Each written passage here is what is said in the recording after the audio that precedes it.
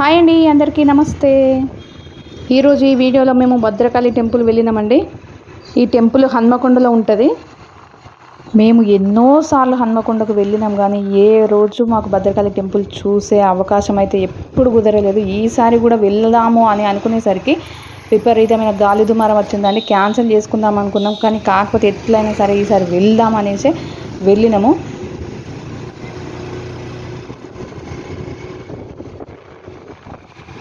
మొత్తానికైతే టెంపుల్కి వచ్చేసినాము.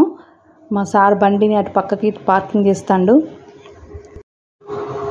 ఇది టెంపుల్ ఎంట్రన్స్. ఇక్కడ నుంచి కొంచెం లోపలికని వెళ్ళాలి. భద్రకాళి టెంపుల్ అండి, చాలా ఫేమస్ టెంపుల్ వరంగల్లో. ఈసారి ఈ టూర్లో మా బాబు లేడండి, ఎందుకంటే మా బాబుని మేము తీసుకురాలేదు. ఎండలో ఊరికే తిప్పుతున్నాం అనేసి అందరూ అంటున్నారు. అందుకోసమే బాబుని ఇంటి దగ్గరే ఉంచేసి మేమిద్దరమే వచ్చినాము.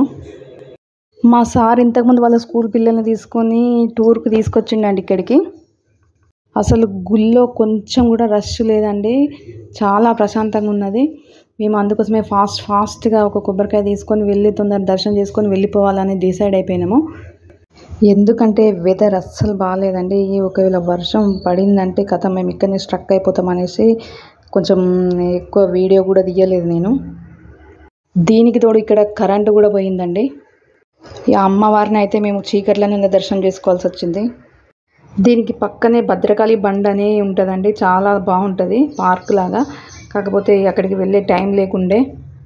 మళ్ళీ ఇంకొకసారి వచ్చి Bhadrakali temple, Bhadrakali bund total video తీసి పెడతానండి. ఇప్పటికైతే ఇంతేనండి, బాయ్ మరి.